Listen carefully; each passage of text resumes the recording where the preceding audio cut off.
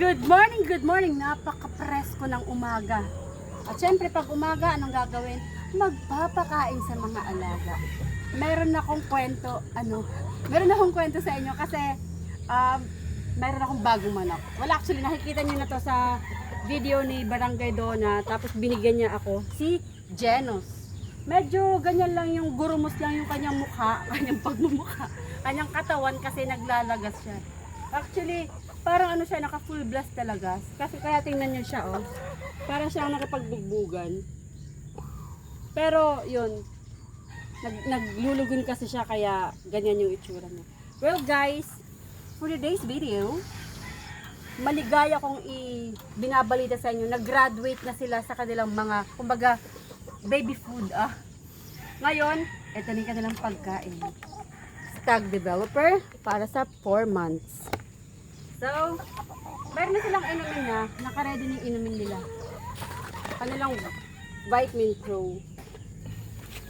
Ito yung kanilang food. Siyempre, isa't kalahati pa rin yan. Ay! Ala! Nagkalat yung alarm si Warhog. Bigyan ko na rin si Warhog. Oh, sige na. Talagang mamadali ka na rin. Oh.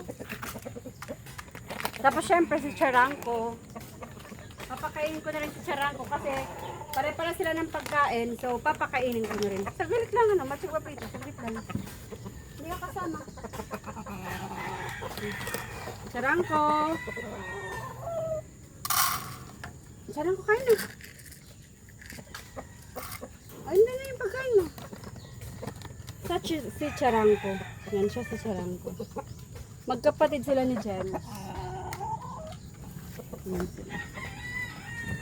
Mamaya ka pa kakain. Pakainin ko na rin ito. Si Macho Guapito. Si Macho Guapito, isa sa pinakamatagal ko ng manok. Tapos mamaya makikita nyo rin yung matagal ko manok. Saglit lang bibig. Excuse me. Si Macho Guapito, napakamabait naman. Hindi ito nagmamadali pagkakain. Napakamahinahon niya. Ayan. Diba? Siyempre, papakainin ko na rin itong isang babae ko. Ayun na ako. Yan. Next naman, basta guys, lahat ng kanilang drinks naka-ready na. Papakain na lang ako. Si Kidlat, ayan si Kidlat. Naalala niyo si Kidlat? Si Kidlat yung may mga sugat-sugat sa kanyang pakpak. Ngayon okay na siya. So ito na rin yung kanyang fooders. Naka-ready na yan. Sige na, kain na. Kain na ikaw. Oh, kain na. Kaya kakain dyan, nabibilaukan ka pa. Next naman, eto yung matagal ng manok dito. Si Baby Hawk. Ano nangyari sa, ano mo, buntot mo? Yan. Naka-ready na yung mga kainan nila. Maglalagay na lang ako. Eto talaga. Nasaan yung kainan nitong lalaking ito? Si Bradley. Isa sa pinakamatakaw at pinakamakulit na manok. Ayan na. Oh. Diba? At syempre, ang aking Sky. Sky. Graduate na. Guys, di ba dati, si Sky ang una-unang pinakain ko nito na alaga ko. Ngayon, graduate na siya dito. Ano na siya? Regular food na siya. Katulad nila, Bradley. Papakita ko si Sky sa inyo. Ito yung kanyang food niyan. Oh.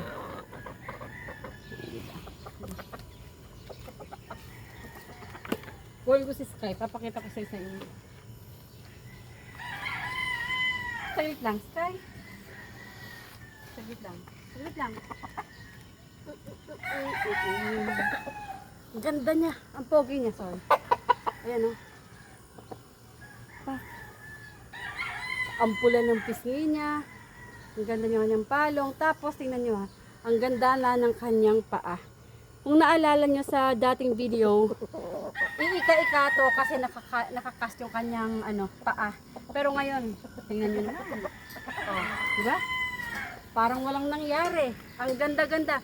Guys, yung kanyang pag-recover ng kanyang paa is malaking tulong yung cast na ginawa. So kung gusto niyo makita yung cast na yon, tingnan niyo lang kay Barangay Donna. Nandun yung paano gawin. Tapos yung sa akin kung paano siya naging okay, doon yung makikita sa aking mga video. Tapos next naman is pupunta na ako doon sa aking pinapalahi na si Buttercup para makita nyo kung ilan ng kanyang mga itlog. So, tara! Eto guys, successor naman to para kay Buttercup at saka kay Otlum. Huwag kayong mag-alala, meron pa kaming stock. Kasi kung wala kaming stock, manghihingi ako sa inyo. Kumukuha lang ako ng dalawa para hindi ko nabitbitin yung kainan na to. So, dahil dalawa lang naman sila, dalawa lang na ganyan. Siyempre, ang partner niyan is eto, nakamix na siya yung kanilang egg 1,000. So, puntahan na natin kasi gutom na yung mga yan. Si Buttercup tsaka si Otlum. Papaano kayo sila? Kanilang breakfast. Huwag ka lang lumabas. Huwag ka lang lumabas. Huwag ka lang lumabas. Wala pa. Wala pa. Wala pa. Wala pa. Excuse me. Wala pa.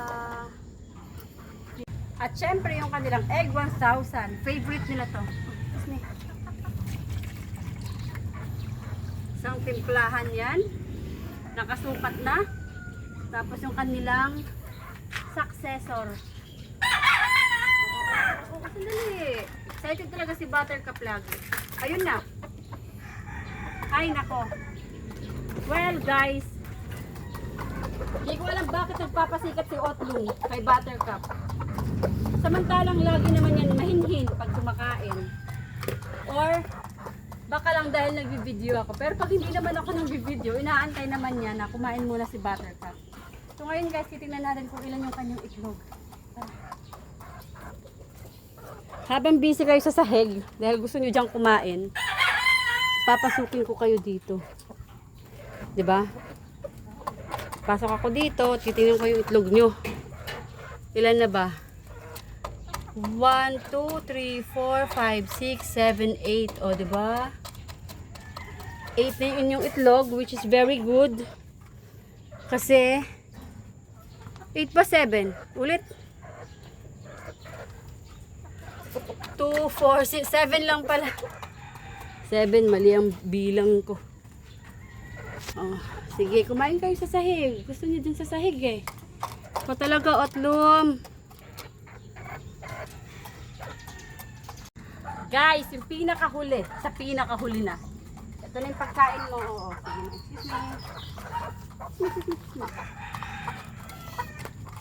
Ayan. Tapos yung kanyang drink kasi. Kanyang drink. Okay.